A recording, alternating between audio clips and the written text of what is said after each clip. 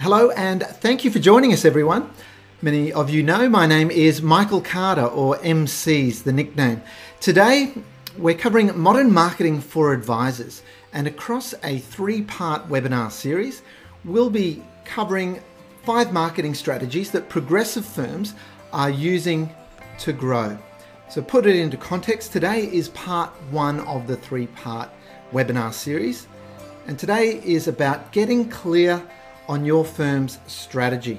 In parts 2 and 3 that are in 2 and 4 weeks respectively, we're covering strategies 2, 3, 4 and 5. I'd like to start with one of my favorite quotes. Because the purpose of a business is to create a customer, the business enterprise has only 2 functions: marketing and innovation. These produce results. Everything else is a cost. And that's by Peter Drucker, the grandfather of management education, who's passed away in recent times, but his wisdom lives on. Why I love this quote is A, it's true, and B, it rattles the cage of accountants and advisors in the financial industry. Surely a chart of accounts is more complex than that. There's more to a business than marketing and innovation, and in a way, of course there is, but at the simplest level, this is true. Marketing is about attracting people to your business, and innovation is about delivering on the promises you have made to those people. Another reason I love this quote is marketing and innovation is what my whole career has been in. Over the past 20 plus years now, I've worked in consulting businesses, technology startups, software companies. You might know me in the past from, I was one of the co-founders at Business Fitness and had an awesome time there. And in my first 5 years as part of the startup team at Business Fitness, I was in charge of the product development because I have a degree in industrial design, so which is like architecture but for products. And I had a wonderful time doing that. But when one of the co-founders left Business Fitness, I put up my hand to take over the marketing portfolio because I'd spent a decade prior to my time at Business Fitness in marketing. And it actually rekindled my love for marketing. And it reminded me that it really is the closest thing there is to modern day alchemy. You might recall the alchemists from centuries past where they tried to combine, 2 substances to create something valuable like gold, and they didn't succeed in that, but that was the start of today is chemistry, of course. But with marketing, why I think it's like modern day alchemy is that you can combine things that you've already got, like a great team, good service, and just combine that with great communication, and you will transform your business. This is the power of marketing. You're not changing the quality of what you're delivering. We're assuming you're already delivering good quality. But you layer over that great communication using modern marketing, and you can grow exponentially. Back to the Business Fitness story. In the first 12 months when I took over the marketing from my predecessor, we tripled revenues with a fraction of the marketing budget by applying the sorts of things that we teach people how to do within the Modern Marketing Academy and what we do at Practice Paradox. So really, I think that is true. Marketing and innovation is what it's all about. Let's look at the marketing challenge that is in front of us within the accounting and advisory industries. If you think about any type of business, so not just your business, but any type of business, and you look at an organizational chart, a generic one, there'll be various operational or functional areas. So you've got marketing, sales, operations, admin, finance, for example. And any business worth its salt, any startup team, makes sure that it has skills or competency in marketing and selling. It is a core competency for any business that wants to succeed. That is a given. However, what do we see in this industry? We see many firms are not good at it, but they haven't had to be because of the strength of the business model. You've got clients that keep coming back to you year after year after year, and isn't that wonderful? What a fantastic business model you have. But like any skill, it is use it or lose it. So if you haven't had to do much marketing, or you've never had to do marketing, odds are you're not very good at it. And that hasn't presented a problem until now. Times have changed. The competitive pressures are different now than they've ever been before. We're at a point in the history of the world where there's essentially a labour arbitrage going on, where for the same quality level of service-based work, there are knowledge workers around the planet that will work for a fifth of what local talent costs. And some firms are taking advantage of this. That's not the topic of today, but many firms are quite intelligently using that. That's never going to replace the client relationship management, but it is going to replace a lot of the back office and also the lower level compliance work. A member of the Academy, Craig Devlin, out of Victoria, late last year sent me an email that he received from Deal Board. That's like a Groupon, Scoop-on, daily deals type email subscription business. And it was an accounting business offering tax returns for $39. $39. The email looked professional. Click the link, go to a website. The website looked more professional than 95% of accounting firms in Australia and New Zealand that we see. And it looked fairly credible. So, that's on the low-end commodity end of things. But overall, we are in a global marketplace now. And if you don't communicate the value of what you do effectively, you'll be outmarketed, obviously, and you'll be outperformed ultimately. Keep in mind that with marketing, we define marketing as the communication of value one to many. And selling is the communication of value one to one, or one to a small group of people once you're face to face. You must address both of those skill areas, even though selling is a dirty word to many. Professional selling skills is essentially about good conversational and good diagnostic ability. And if you call yourself an advisor, you're selling. You may be selling well, or you might not be, but either way, when you're an advisor, you're selling advice. You're selling suggested courses of action. And if you can't sell, or you don't sell as well as what you could, you are missing out. And importantly, I think your clients are missing out. Now look around you. If you're in a group, who's with you right now? Is it just senior principals, directors, partners within the firm? If so, moving forward, think about to get a competency in any area of your business. It doesn't help by just training what is already the bottleneck. Last time I looked, bottlenecks on bottles were at the top of the bottles. And I don't know, I've seen this now over a couple of decades where the partner group will go along to a conference on business development or marketing, come back really excited, and then try to convey the information and impart the inspiration, and then get frustrated with that. It's virtually impossible. Even if it is possible, there are smarter ways to go about it. So you need to take a team approach to training up your team in marketing and selling, and you need to take a structured approach to learning. You didn't get good at what you now do in the technical areas of what you do through ad hoc seminars here and there. But why we started Practice Paradox is that we noticed all the professions were getting served up was ad hoc education around marketing and selling. The generalist consultants out there that perform a very important role, who are practice management consultants and coaches, they address marketing compared to the way that we now address marketing in a very, introductory, super basic level. And that's not to criticize, that's just a fact that when you're a generalist and you're covering a range of topics, you can't go into any one of those topics in any great depth relative to what specialists can.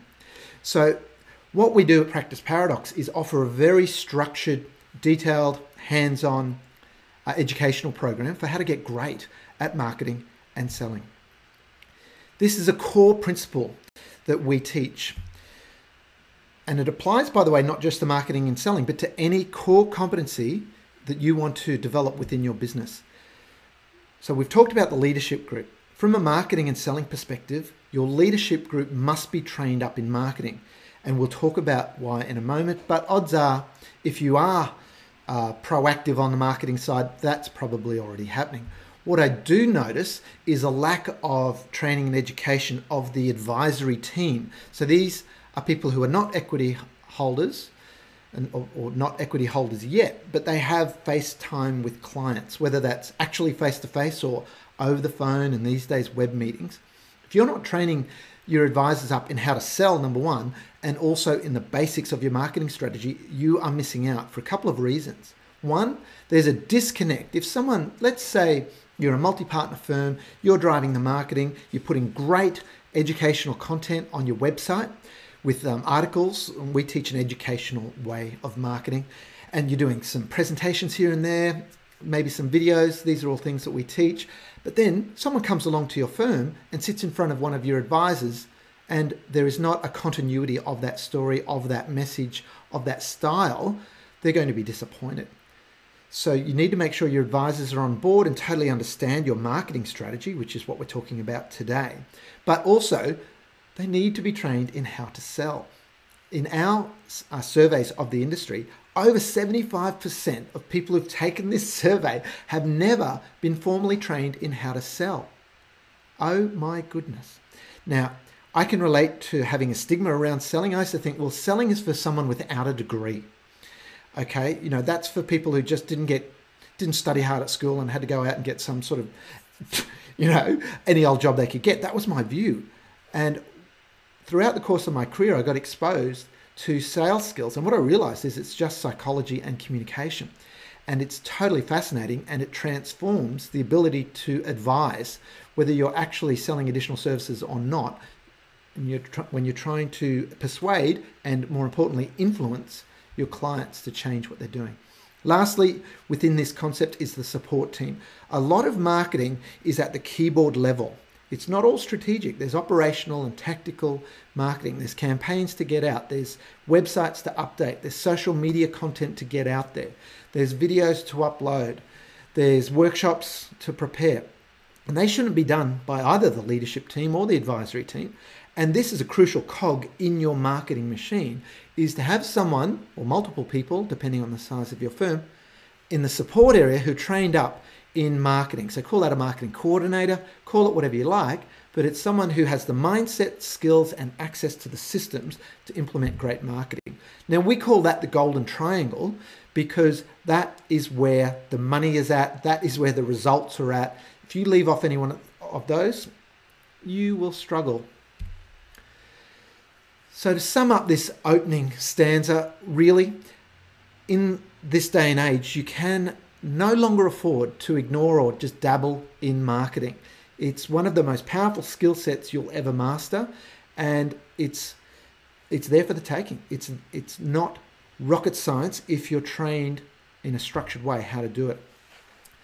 Let me just totally bust out of a pigeonhole. From time to time, we're asked, how does Practice Paradox and what you guys differ from other consultants and coaches out there? Well, in one very, very important way. We're not generalists, we are specialists. I mentioned that before, but as a quick analogy, you have a GP that you go to for your health, and they perform a really important role. But if there's something wrong with a specific part of your body, something that needs looking at, you'll get referred on to a specialist.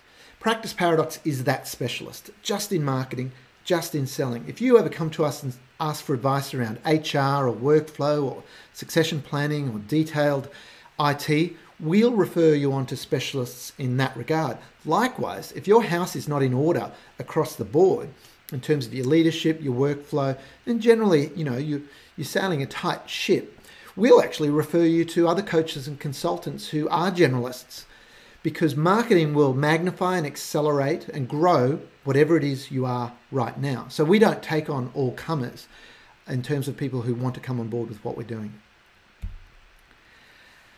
This slide here, it's the set of scales, and in the top right-hand corner, there's a bath towel, or perhaps it's a bathrobe sitting there. This is to remind you that in your role, you have a responsibility and an opportunity combined. What I mean by that is, if you're in an accounting and financial planning firm, when a client comes to you and has their year-end work done, they are divulging to you information that they do not divulge to anyone else in society. They are telling you their debts, their assets, their income patterns, and there are family members and maybe even spouses and partners that don't know this information to the detail that you do. So that is a big responsibility, and we call it the moral obligation. We strongly believe that You have a moral obligation to do more for your clients.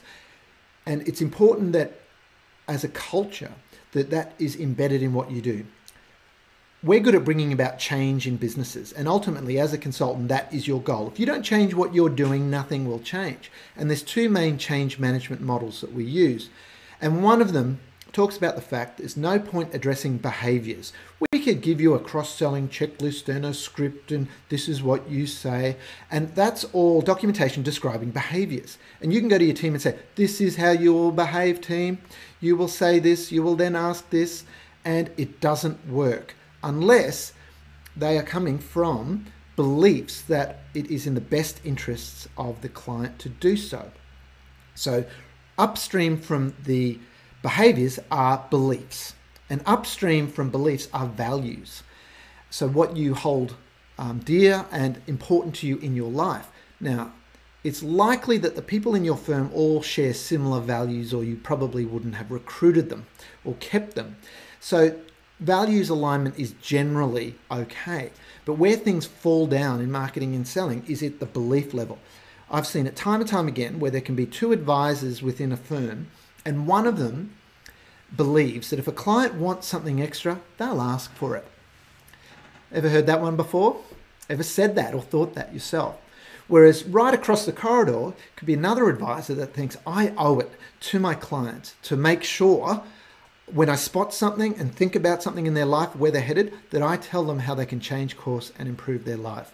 Now, the values of those two advisors are the same, wanting the best for the client, but the beliefs are diametrically opposed. And one will result in good advice and a growing firm, and one will result in order taking and stagnation. Within the Modern Marketing Academy, we talk about a marketing machine, and the reason we developed this model of the marketing machine is just to demystify the veil of creativity that a lot of consultants, and particularly in the advertising area of marketing. By the way, advertising these days is a super small part of marketing. Many members within the Academy proudly quote that their marketing and advertising budget is zero, other than learning how to do it properly, because there's so many great tools available these days.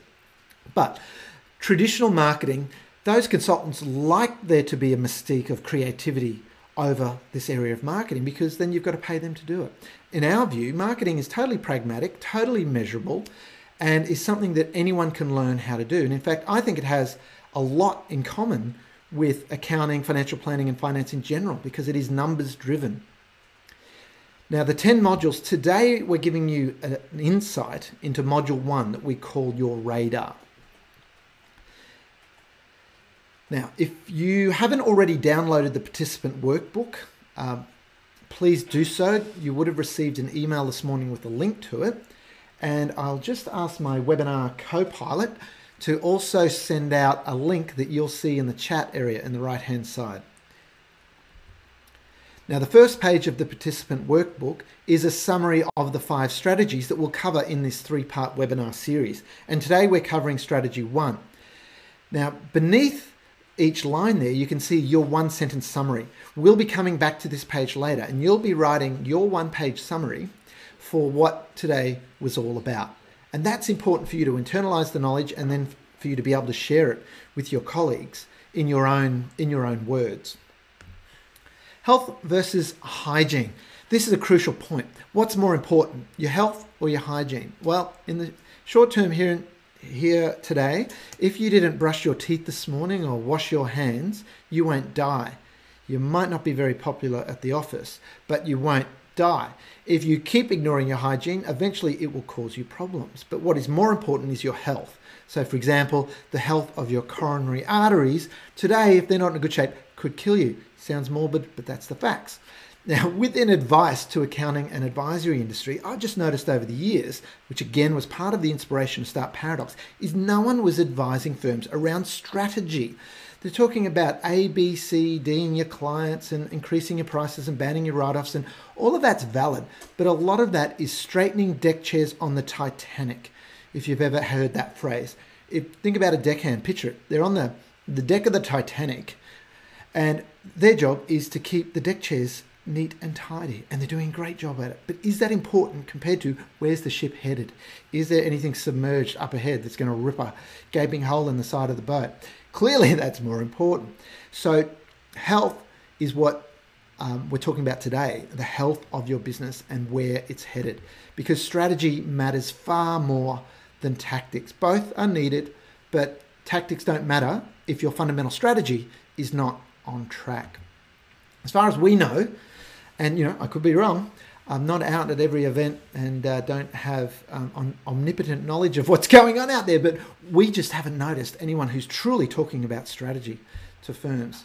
So let's consider this fact, that you cannot delegate at the strategic level marketing. There's certain phrases that I hear from time to time that really jar me. I notice them and I think, isn't that interesting? Because let's say a partner, a director in a firm says, oh yes, we've got marketing handled. We just hired a marketing coordinator. Ba-bong. If they think that the hiring of a marketing coordinator means they can just dump all marketing responsibility and decision-making and strategy on the marketing coordinator, that is doomed to fail. It doesn't mean that marketing coordinator role isn't important. That's part of the golden triangle. It's crucial. But you cannot delegate your marketing strategy, because at the highest level of marketing, there is no difference between marketing strategy and business strategy. They are one and the same. So we are going to take some time right now to consider what is your firm's strategy. What makes your firm remarkable? Why do people talk about your firm? Why do people refer others to you? Why are you growing, if indeed you are growing? I'm going to give you 2 minutes to write down in a sentence what is your firm's strategy. So that is 2 minutes from now. So how did you go? I'm actually more interested at this point in how quickly and clearly you could write down a strategy compared to what is your strategy. What do I mean by that? Well, if you've struggled to articulate that, that is a symptom right here, right now, that if you address that, has a remarkable effect on how well you can communicate the value of what you can offer to the market. Now, I'm about to share with you a model that I learned during my MBA. I did an MBA, don't hold that against me, in new venture management and entrepreneurship. I had a wonderful time, traveled to the United States twice with the world final of the business planning competition, came third in the world, brilliant time. But the most important thing is there were certain models that I learnt, tools, consulting tools during my MBA that I've referred to time and time again in building businesses such as business fitness. And this is Porter's generic strategies that I'll give you a quick summary of here. If you think about what advantages you might have, or any business might have in the market, you could be a low-cost producer or perhaps have something unique. So note we're talking about low-cost producer, not just lowering your price and reducing your margin. So for example, Dell Computing, when in their early days, they had a different way of managing their production and particularly their inventory that did give them an advantage over others that were doing it in more traditional ways. So I think, is your advantage that you can do things at a lower cost, or is it a uniqueness aspect? That's 2 factors. And the third generic strategy is focus, target scope. Are you broad or narrow in your focus? So if you're broad, you're essentially taking anyone who walks in the door. Anyone with a heartbeat and a checkbook, to quote a famous line from one of our clients when I asked them what their client selection criteria were. They laughed and revealed their 2-point selection criteria. Or a narrow market segment is where you're very specific in who you're targeting. Now, those 3 things of low cost, uniqueness, and focus combine to give you only 4 options. Cost leadership strategy is a combination of low cost producer, but a broad focus. Differentiation strategy, where you're focusing on uniqueness, but you're still broad in who you're targeting. Then a combination of low cost and narrow market segment is a focus strategy, low cost. And lastly, focus strategy, differentiation. Now, which of those 4 do you think is the most viable choice, the most achievable option for an advisory firm? Whether we're talking accounting, financial planning, bookkeeping, law, which do you think is the most readily achievable? You may have guessed that one. If you did, gold star. This is so achievable. This is the low-hanging fruit of marketing, in my opinion, which is why to talk about all the other straightening of the deck chairs around workflow and all these other policies matters far less than getting your fundamental strategy right. And this is where firms within the academy have achieved some massive gains. A book I highly recommend by Hermann Simon. Hermann Simon's an Austrian. He's an academic and a consultant. And Hidden Champions is about their analysis.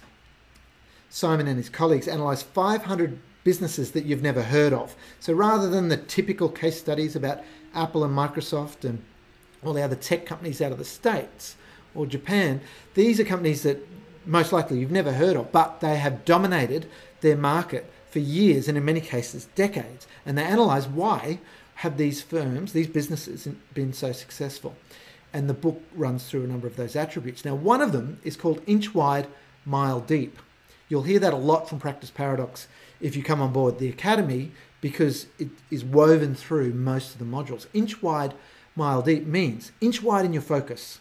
Be very specific in your focus. It's a big world out there, and with online modern marketing tools, you can niche more successfully now than ever. And mile deep means you're servicing your niche target markets in ways that not only are your competition not doing, they haven't even imagined them yet.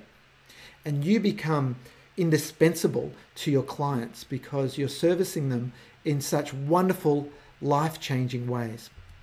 Here are some examples I'll share with you. At our recent masterclass, our annual conference, we had some Academy awards from members within the Academy and in different categories. And this one was around focus strategy. So here's a firm, Accelerate, from Central Queensland. And prior to making a decision to niche on contractors to the mining industry, they had a broad focus. Now, with a broad focus, it's very difficult to craft anything, whether it's a website, a specific web page, a brochure, a pitch, a presentation, because you're trying to appeal to everyone. And if you try to appeal to everyone, you'll appeal to no one. You won't be memorable. And within the first 4 months of them getting very focused on their whole content marketing strategy on contractors to the mining industry, they picked up 3 large clients, which they're pretty rapt. So they got good momentum there. So that was a quick win there. These were nominees within this category. Another firm here, Adele Wardley from A Squared, before she started in the Academy, again, generalist view, now focusing on medical and specialists. And because of that clarity, is able to very clearly target her networking and promotional activities and is getting traction there. And lastly, these guys would probably be the star students of the Academy. They've been in since day one. And at the very start of the process, guided by the framework that we teach, they made decisions around who they're going to target.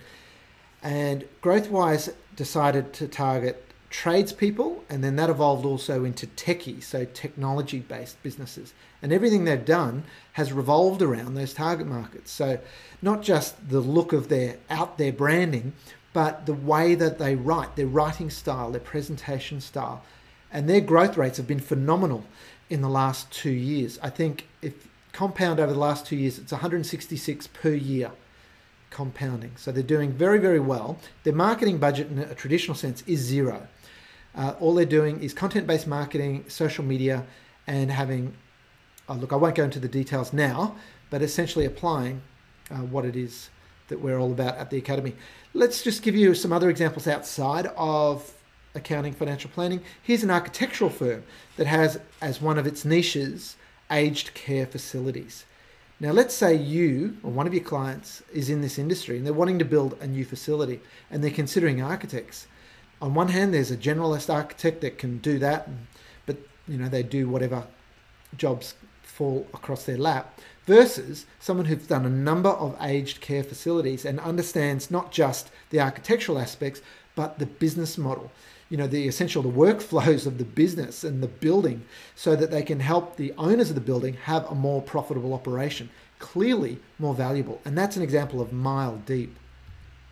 And last example here, a graphic design firm. Now, graphic design has a very low barrier to entry. It's easy for someone to start a graphic design business. All they need is a computer, a bit of software, a bit of creativity. Maybe they've done some study and they're into it. That is not to disparage graphic design. Good graphic designers are worth their weight in gold, but there are a lot of them out there. This example here is a graphic design firm that's specializing in retail and consumer environments. So if you were launching a consumer product that you wanted to get into, let's say, electrical outlets, and you're wanting the packaging designed, would you go to someone that has done that time and time again and can show you a full portfolio of that? Or someone who is a generalist? Again, the specialists in this day and age win. Now we're going to have a poll. I'll ask my webinar co-pilot to make that poll go live. And the question is, to what extent is your firm using a niche marketing strategy? So this is interaction time. You need to grab your mouse and actually click on your answer. So 5% of you have answered 100%. All of your marketing revolves around your niche marketing decisions, and that's brilliant. 24% or a quarter of you saying fairly well, but your marketing could be refined. 30% you've decided on a niche, but your marketing needs to better reflect that. 41%, so up towards half of you, don't yet have a niche marketing strategy. And none of you is embarrassed enough to say that you don't know. Okay, thank you for that, taking part in that poll. Now what we're going to do is just look at your workbook and fill in a few blanks here. So on Porter's generic strategies, down the left, the first strategy is cost leadership. And one of the reasons, by the way, that we focus on the focus differentiation strategy is, as a firm, you're drawing from the same labor pool, you're using the same technology from the same vendors that's available to everyone else. And even if you are using outsourcing through to lower labor cost areas on the globe, the person across the street can do that as well. The second generic strategy is differentiation. And differentiation, if you have a look on the Practice Paradox website on the blog, we've written an article about the fact that differentiation is a pipe dream, in the sense that most people, most firms, most businesses talk about differentiation. If you go to the About Us page, I love About Us pages on websites. It's all about, your professionalism and X years experience and your dedication to customer service. Yawn, yawn, yawn. It barely even looks like it's been changed from the generic copy or wording that's been given by the website provider. Saying all of those things is not differentiation. Saying you're better or the best is not differentiation. They are vacuous claims that no one takes any notice of anymore. So rather than say you're different, be different, which is the inherent benefit of focus. Now, in the academy, we go into a lot more depth. There's actually a lot of operational advantages and efficiencies you get from a focus strategy as well. So in the 4 squares, cost leadership strategy, differentiation, focus strategy, low cost, and focus strategy, differentiation. We have a survey that will appear at the end of the webinar. We'd love your feedback, and you can tick a box to get a link to a recording of today's webinar as well. So back to page 1 of the participant workbook, and it's time to fill in the gaps. Many people have shared with us via email that they very quickly counted the number of underlines in that word there. And you've probably worked out by now, it is get focused. Get focused. And I'm going to give you 1 minute to write your 1-sentence summary of what this strategy number 1 is all about. 1 minute from now. Okay, now, as part of explaining the difference between what we do compared to the generalist consultants, take a moment just to explain what we've termed the 4 quadrants, which is how Paradox helps firms. And like any business, we're 2 years in now and we've evolved our service offering, but still within our niche. We walk our talk. On the 2 axes here, we've got, on the vertical axis, there are things that we do that are education or professional development, and that's information and also the inspiration to implement. And that's important. And we're huge believers in the Chinese proverb, give a man a fish, you feed him for a day, teach a man to fish, and you feed him for a lifetime. And that is true, and it's profound. But in this day and age, sometimes you just want to be handed the fish scaled, grilled, served up with a salad. So we've now evolved to offer done-for-you services, which can act like your outsourced marketing team or a component of your marketing team that you outsource. Across the bottom axis, ongoing support. There's things that we can do for you month in, month out. And there are things that we can do for you within a very short time frame that have very high impact in a short period. The Modern Marketing Academy is a combination of education and its ongoing support. So that's our online training course and support program. Then there's Masterclass. So that's also education, but it's within a short time frame. It's coming up again in March next year. It's a 4-day program that you'll be hearing about. We design it so that you can come to any of those 4 days. The first 2 days are for people who are new to this material, and the last 2 days are advanced topics for graduates or for anyone who wants to come to those specific topics. Automatic marketing is a done-for-you service that we can do ongoing for you each month to help you keep getting good quality content out there. By content, we're talking about articles on your website, on your blog, and if you don't have a blog, you should, and we'll come back to that. Newsletters out to your clients, updates out into social media, linking to articles that make sense and that would, in terms of make sense for your strategy and who you're targeting. So that's like an outsourced marketing coordinator.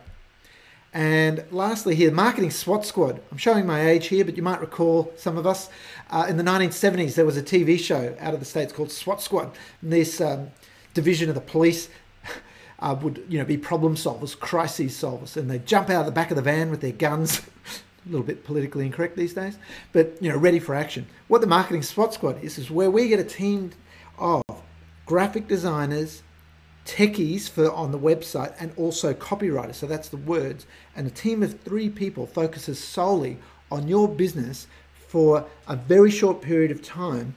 The goal is a week, though that's dependent on your availability, but within the space of a couple of weeks, redo the whole look and feel of your firm. So the logo and the corporate identity, the fonts, your website. Build a new website that looks world-class, and we'll run some webinars in the future, showing you some before and afters that we've done on that. But your stationery, a firm profile brochure, so you can go from looking how you look now, however you'd like to rate that on a scale of 0 to 10, to being 9 out of 10, 9.5 out of 10. Nothing ever gets 10 out of 10 in my book, but you will look world class with the Marketing SWAT Squad. So with the Academy, which is the main thing that we do, because that education does give you permanent results. No one can take your education away from you, whereas we can come along and do services for you, and you'll benefit very rapidly from those services, whereas you'll benefit forever from the education. I'll just give you a quick sneak peek, an insight. A picture will tell 1,000 words.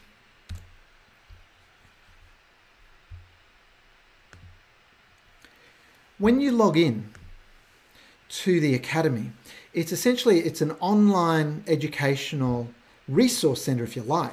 And you can see the tabs across the top here: home, events, foundation modules, and different topics across marketing, selling, innovation, and so on. Under foundation modules, you can see the submenu of the 10 different components of the marketing machine. So we go from your radar, your hopper, your fuel, your engine, conveyor belt, filter, packaging, pipeline, oil, and control panel. If we click on your radar, just to give you an insight, so that's the topic that we covered today in an introductory level. Clearly today is a free seminar, you know that, we know that. There's so much that we can cover in this format, but for members we go into a lot more depth because we can. So scrolling down through this page here, there's an introductory video at the top, and then an outline of the topics, the outcomes, and the bottom line. Expanding the class videos area here, you can see 14 separate videos across the introduction, more depth on Porter's generic strategies, niching, operational reasons to niche that I alluded to earlier, which are very powerful in terms of the benefits that your business and your team will get from that. How to actually make your niching decisions, the marketing advantages around niching. We did there's a 13-minute section where we show a whole range of different case studies and examples around niching. Some inspiration for choosing your niche from one of our favorite books by Simon Sinek. a framework of different niching approaches. It doesn't have to be an industry focus. It can be an occupation-based, age group, or a service offering. You can specialize your firm based on the offering that you focus on. We also look at outside of your niche other client selection criteria, how you can mitigate your risk in terms of making sure that your niching decisions are sound. You don't want to niche too narrowly. And we finish every module with next actions, which are your to-do lists. This is what we specifically get you to implement and actually report in on. Scrolling down past the class videos, you can see test and next actions. Test is where we ask you 10 questions to actually prove that you've taken in the main concepts there. And all 3 students, you get 3 students in the academy so that you can train up your golden triangle, can go through and do those tests and test their knowledge, which is important. But more importantly are the next actions. This is where you report into us. So we know how you're tracking and we support you through your implementation.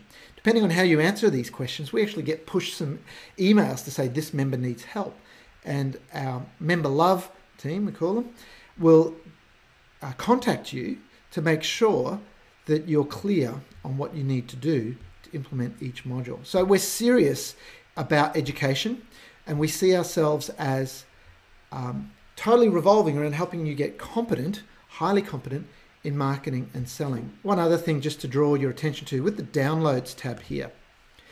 As a member of the Academy, you get access to a whole range of templates and tools, be they Word, PowerPoint, Excel, that saves you reinventing the wheel, will save you many dozens of hours, so the time, the money, and the frustration, that you can just use straight off the shelf rather than have to start from a blank page, which can sometimes be daunting. So that's a sneak peek at the Academy. So let's now have a look at questions.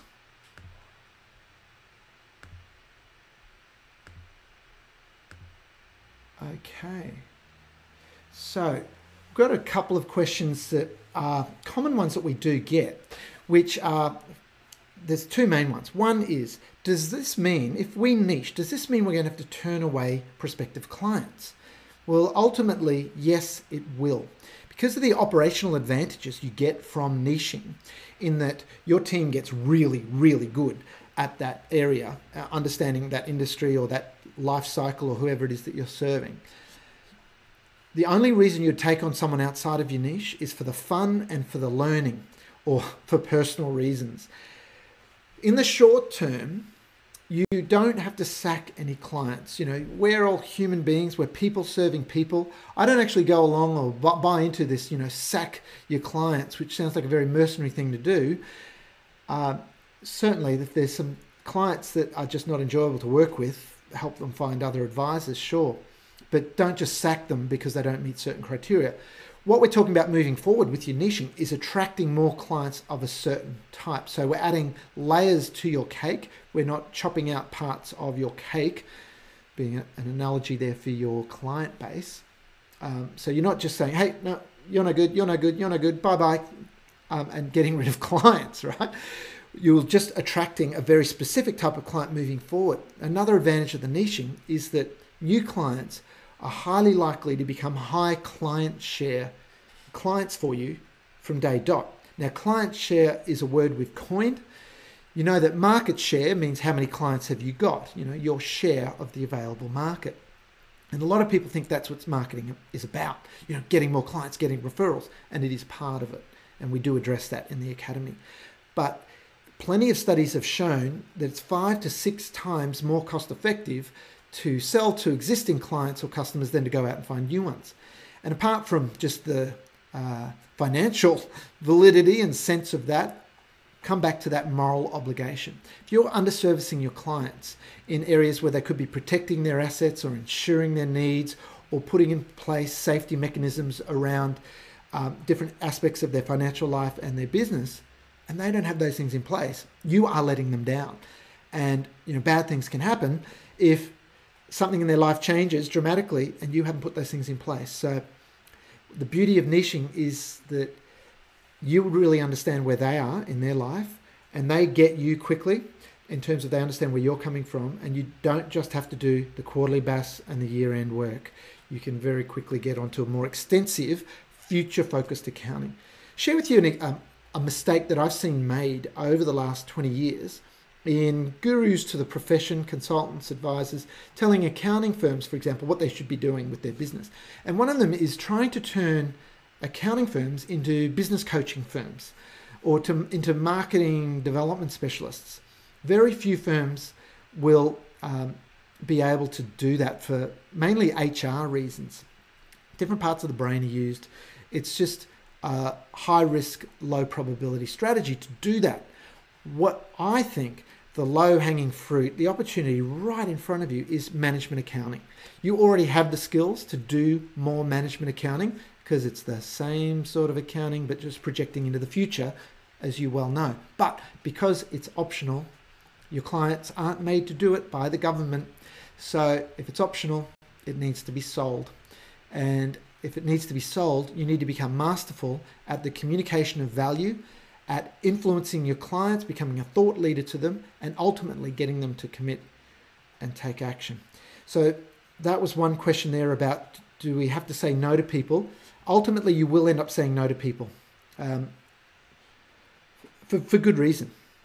Because you'll have so many opportunities in front of you from people that fit your target market that you won't need to be chasing any heartbeat or checkbook that happens to walk by. Okay, so let's see. Just flicking through any other questions there. No, I think we're good. Oh, okay. Elizabeth just sent through a question. Oh, cost. So, Elizabeth, your question of cost, question mark. I assume you're talking about the Academy. The Academy is a monthly subscription. Our plan there with the 10 modules is that it'll take you about a year to go through those 10 modules at a steady pace, but you're not locked in for a year. So it's a month-to-month subscription of 450 Australian dollars per month plus your GST. So that's, depending on your hourly rate, that's 1 or 2, maybe 3 partner hours per month. And we guarantee every month. So there's a money back guarantee at any point in time. If you think, well, that wasn't what they promised, you tell us. You can cancel your subscription and we'll refund your most recent month. We've not had to do that. We don't plan on doing that, but that's just to let you know. We totally and utterly believe in what we're offering in terms of the value.